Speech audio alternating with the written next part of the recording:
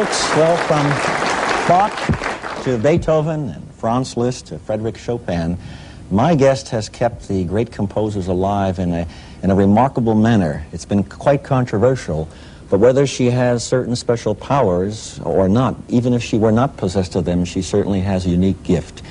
Meet with me, if you will, Miss Rosemary Brown. Nice to have you here. I remember, Rosemary, I read your book first of all when I saw you on the Johnny Carson show about a year or so ago. It's called Unfinished Symphony. And would you tell us a little bit about when you first discovered your abilities or this apparently unique power? I think I was born with this kind of ability. And I think probably a lot of people are, but it is just dormant within us. Mm-hmm. It became apparent when I was a child because I would see and hear people that were supposed to be dead. Would you see them in your mind's eye with your eyes closed, or would you see them in front of you? I see objectively, but if I close my eyes I can still see them, so, which shows that I'm not really seeing with my physical eyes. Mm-hmm. Mm-hmm. But sometimes they're just as clear as you are, sitting beside me. And they're mainly composers, are they, Rosemary? No, they're people from all walks of life. But the book, The Unfinished Symphony, seemed to deal not only with composers that you felt you contacted, but which helped you compose music, or did you compose it through them? Well, they composed the music, and then they transmitted it to me in various ways. The most usual way is just by dictation. I don't have to have a piano. I just need the paper and pencil, and they told me what to write. And you will fill in the notes on the bars and the scales? I fill in the notes as they give them to me. Had you had any training in music at all? Very, very little. Just a mere scattering of piano lessons. And how old were you when which was a drawback in some ways, because I couldn't understand half of what the composers were talking about.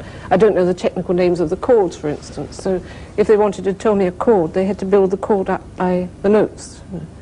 Tell me, do they only contact you when it has to do or relates to composing a composition, or are there other situations? I know in reading your book there's something about your son Tom, whom I met before the program, and Franz Liszt apparently you felt helped him with his homework? Yes, that did happen, yes. In what way? Well, he had some homework that he could probably have done on his own, but he said, what is the answer to such and such a thing? It was a mathematical problem. And in fact, before he completed the question, Liszt had given me the answer. Had given you the answer? Yes, and I said the answer is so-and-so, and I hadn't even got the full question from my son. How many songs or compositions have the composers transmitted to you? I've lost count now. I think it must be about 500. 500? About 500, yes. And is there one composer that you seem to have gotten material from more than the other? I think Liszt has given me more perhaps than the rest. Chopin's a close runner-up. He's given me a tremendous quantity of music. Beethoven hasn't given me so much music, but what he does give me is always longer pieces, piano sonatas and so on. Good, and thank you very much, Rosemary Brown. Rosemary Brown, the fact is she has been tested by a number of parapsychologists, some of whom feel that the ability may be a form of clairvoyancy. Patience Worth wrote books years ago that seem to come from outside sources. I understand, Rosemary, that you have met Leonard Bernstein? I have indeed, yes. And he commented on your work? What was his feeling? He was very fascinated with it. He felt, I think, that it was probably authentic, but I don't know how far he would go along in public with that sort of feeling. But he began talking to me as if he accepted it all as a fact and asking me, what is Chopin doing now, what's he like? You have a piece, speaking of Chopin, that you feel was dictated by Chopin to you when? How long ago would you say? This was in 1968. All right, March 1968. Would you kind of share that piece with us? We'd love to hear it. I certainly will. I'd like to say quickly that I've travelled up from London today. Therefore, there hasn't been a lot of rehearsal time. That's all I've got the music there in case I go blank, but I'll see if I can manage without it. Fine. Be our guest. Thank you. It's a Polonaise, by the way, from Chopin. Beautiful.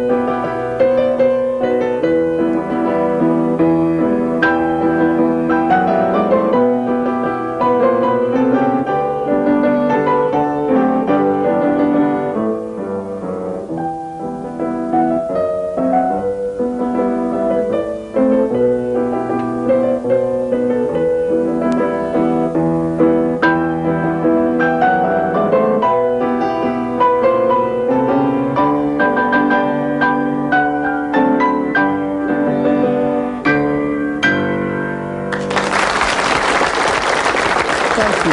Thank you, Rosemary Brown. Thank you, Howard.